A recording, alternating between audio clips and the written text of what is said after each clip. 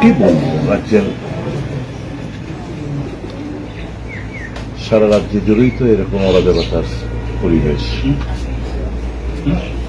স্বজন হারার কান্না করা শুনতে পাচ্ছে। মিথ্য অভিযোগে এই অভিযোগ, এই মেয়েটা এর আগেও কোনো একটার সাথে এরকম করেছে। টাকা আদায় করাটাই ছিল এই কর্মকার পরিবারের মূল উদ্দেশ্য এবং লক্ষ্য।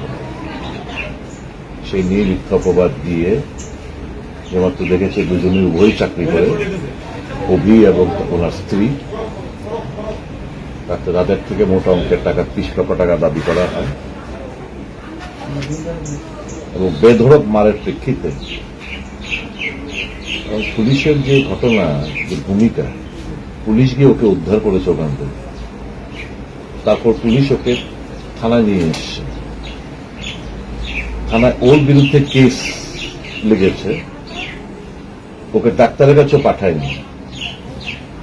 বড় ভাই গিয়ে যখন জোরাজোরি করলো তখন প্রায় 11টা 5-এ কিংবা 11:30 নাগাদ দিয়ে সাব ডিভিশন হসপিটালে অভিকে নিয়ে যায়, অভিজিৎকে নিয়ে যায়।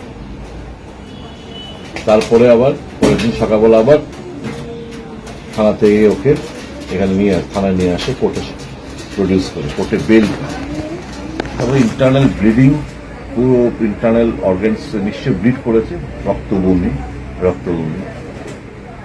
সেটা হচ্ছে 9 তারিখ। তারপর তাকে ওইখান থেকে সাব ডিভিশন হসপিটাল থেকে রেফার করলো জিবি। 10 তারিখ 2:05 তার শেষ নিঃশ্বাস ত্যাগ করে। এখন একজনকে আজকে নাকি শুনলাম অ্যারেস্ট করেছে এবং জুডিশিয়াল কাস্টাডিতে পাঠিয়েছে। প্রশ্ন হচ্ছে, পুলিশ রিমান্ড চাইনি কেন?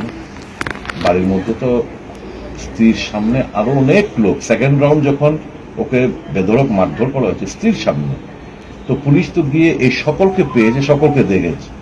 তো বাকি নামগুলো কেন পুলিশ, এই যাকে অ্যারেস্ট করলো তার থেকে বাকি নামগুলো কেন সংগ্রহ করেনি? কেন পুলিশ রিমান্ড চায়নি? তো police hand in glass, police তাদের সঙ্গে যোগসাযোগ রয়েছে। পুলিশ হয়তো ওই 30 লক্ষ টাকার থেকে একটা ভালো মোটা অঙ্ক টাকা হয়তো পাওয়ার জন্য একটা প্রিপ্ল্যান মার্ডার হতে পারে। সেটা এবং এটা তো প্রিপ্ল্যান মার্ডার, কোনো সন্দেহ নেই যে এরা বিচার চাইছে, আমরা সবাই বিচার চাইছি। যা গেছে তো ওকে তো ফিরে আনা যাবে না। ক্লাস 9-এ পড়া একটা ছেলে, তার একটা উপযুক্ত একটা স্ত্রী,